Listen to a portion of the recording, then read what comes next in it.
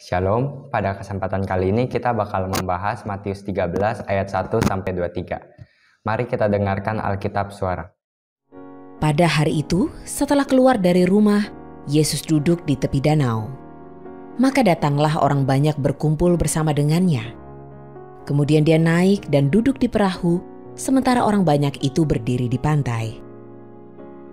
Dan dia berbicara tentang banyak hal kepada mereka dalam perumpamaan. Katanya, ada seorang penabur yang keluar untuk menabur. Ketika menabur, beberapa benihnya jatuh di tepi jalan, lalu datanglah burung-burung dan memakannya.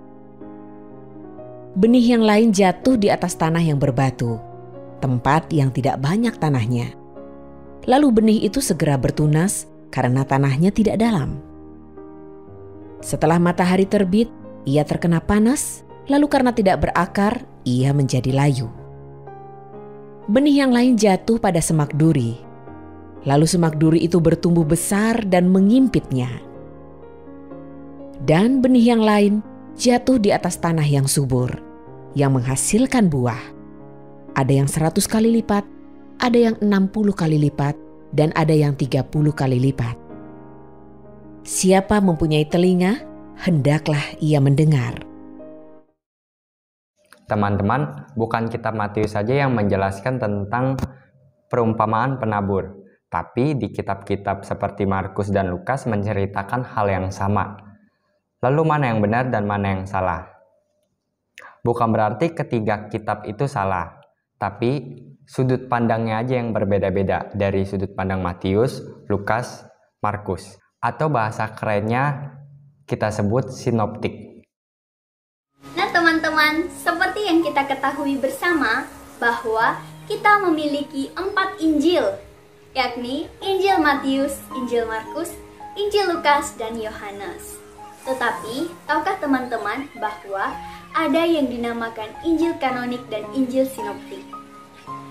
Injil sinoptik terdiri dari Injil Matius, Injil Markus, dan Injil Lukas. Mengapa dinamakan Injil sinoptik? Karena mereka memiliki sudut pandang yang sama dalam mengisahkan kisah hidup Yesus Kristus. Nah, sedangkan Injil Yohanes sendiri, ia tidak termasuk ke dalam Injil sinoptik karena memiliki banyak perbedaan. Seperti pada suksesi penyajian kisah, pandangan teologis, dan kosakata. Nah, tahukah teman-teman dari beberapa Injil yang tadi, bahwa Injil yang pertama ditulis dan yang paling tua adalah Injil Markus. Nah, Injil Markus sendiri ditulis oleh Markus, murid dari Rasul Petrus. Jadi, Markus menulis segala hal tentang Yesus Kristus sejauh yang ia ingat berdasarkan apa yang diajarkan oleh Rasul Petrus. Nah, teman-teman, berikut ada beberapa hal yang menunjukkan bahwa Injil Markus merupakan Injil pertama ditulis dan yang paling tua. Yang pertama, penggunaan bahasa Yunani dalam Injil Markus sangat sederhana dan paling jelek dari antara Injil lainnya. Yang kedua, bahasa yang digunakan terkesan lugas, kasar, apa adanya, dan penggunaan sastranya kurang baik. Contohnya terdapat dalam Markus 8 ayat 23. Jangan bingung membaca kitab itu karena mereka walaupun berbeda tetapi tetap satu tujuan. Lebih bagus lagi kalau kita membaca ketiga kitab itu, agar pandangan kita lebih luas dalam cerita itu.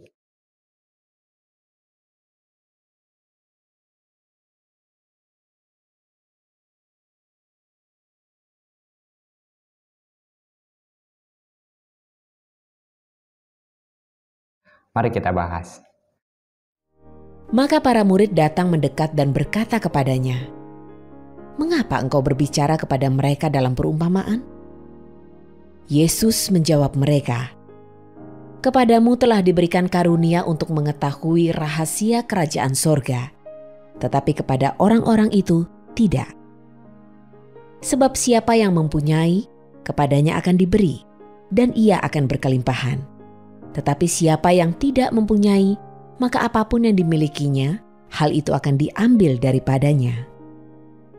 Sebab itulah aku berbicara kepada mereka dalam perumpamaan. Karena sekalipun melihat tetapi tidak sungguh melihat, dan sekalipun mendengar tetapi tidak sungguh mendengarkan, bahkan tidak memahami. Sehingga genaplah nubuat Yesaya atas mereka. Dengan pendengaran kamu akan mendengarkan, tetapi sekali-kali kamu tidak akan memahami. Dan dengan penglihatan kamu akan melihat, tetapi sekali-kali kamu tidak bisa tanggap. Sebab hati bangsa ini telah menebal, dan mereka sulit mendengar dengan telinga mereka, dan mereka menutup matanya, supaya mereka tidak bisa melihat dengan mata, dan tidak bisa mendengar, dan tidak bisa memahami dengan hati, lalu berbalik, dan aku menyembuhkan mereka. Tetapi berbahagialah matamu karena melihat, dan telingamu karena mendengar. Sesungguhnya aku berkata kepadamu, banyak nabi dan orang benar mendambakan untuk melihat apa yang kamu lihat, tetapi mereka tidak melihatnya. Dan untuk mendengar apa yang kamu dengar, tetapi mereka tidak mendengarnya. Maka datanglah murid-muridnya dan bertanya kepadanya, "Mengapa engkau berkata-kata kepada mereka dalam perumpamaan?" Dari jawaban Tuhan Yesus, kita bisa tahu tujuan perumpamaan. Tujuannya adalah perumpamaan dibuat untuk memudahkan kita agar mengerti apa yang dikatakan Tuhan Yesus, dan juga perumpamaan bertujuan untuk membuat kita sulit mengerti. Itu paradoks, agar yang ingin tahu menjadi semakin tahu, yang mau mencari akan mendapatkan, tapi yang tidak mau mencari tidak akan mendapatkan. Selanjutnya, kepadamu diberi karunia untuk mengetahui rahasia kerajaan sorga, tetapi kepada mereka tidak. Karena siapa yang mempunyai, kepadanya akan diberi, sehingga ia berkelimpahan, tetapi siapa yang tidak mempunyai, apapun juga yang ada padanya akan diambil daripadanya. Kita sudah diberikan Roh Kudus, sudah seharusnya kita mengerti firman Tuhan. Namun, kalau kita masih sulit untuk mengerti firman Tuhan, berdoalah agar kita diberikan Roh Kudus untuk membantu kita dalam membaca firman Tuhan agar kita mengerti. Selanjutnya, sebab hati bangsa ini telah menebal, dan telinganya berat mendengar, dan matanya melekat tertutup, supaya jangan mereka melihat dengan matanya, dan mendengar dengan telinganya, dan mengerti dengan hatinya, lalu berbalik sehingga aku menyembuhkan mereka.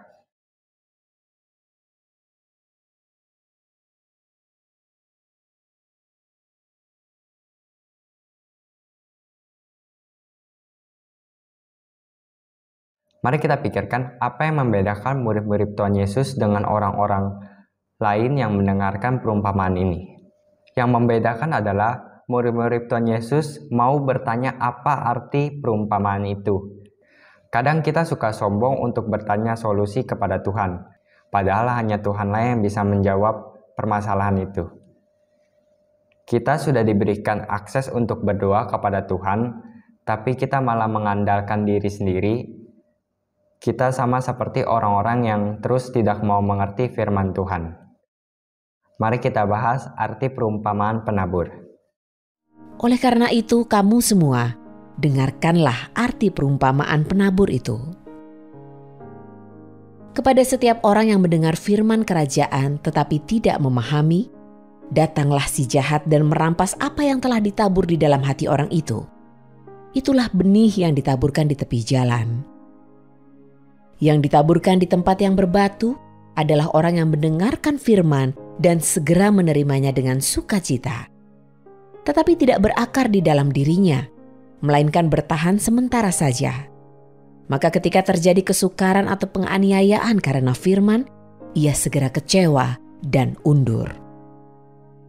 Dan yang ditaburkan pada semak duri adalah orang yang mendengarkan firman, tetapi kekhawatiran zaman ini dan tipu daya kekayaan mengimpit firman itu sehingga ia tidak berbuah. Dan yang ditaburkan di tanah yang subur adalah orang yang mendengarkan firman dan memahaminya. Dialah yang benar-benar berbuah dan menghasilkan. Ada yang 100 kali lipat, 60 kali lipat, dan 30 kali lipat. Tuhan menaburkan banyak firman kepada kita, tapi apa yang akan kita hasilkan? Apakah kita seperti benih yang tumbuh di pinggir jalan, atau di tanah yang berbatu-batu, atau di tengah semak duri, atau di tanah yang baik? Yang jatuh di pinggir jalan itu ialah orang yang telah mendengarnya, kemudian datanglah iblis lalu mengambil firman itu, supaya mereka jangan percaya dan diselamatkan. Yang jatuh di tanah yang berbatu itu ialah orang percaya sebentar saja dan dalam masa pencobaan mereka murtad. Yang jatuh dalam semak duri ialah orang yang telah mendengarkan firman Tuhan dan dalam pertumbuhan selanjutnya mereka terhimpit oleh kekhawatiran dan kekayaan dan kenikmatan hidup sehingga mereka tidak menghasilkan buah yang matang. Yang jatuh di tanah yang baik ialah orang yang setelah mendengarkan firman itu menyimpannya di dalam hati yang baik dan mengeluarkan buah dalam ketekunan. Yakobus 1 ayat 22, tetapi hendaklah kamu menjadi pelaku firman, bukan hanya mendengar saja, sebab jika kita demikian, kamu menipu diri sendiri.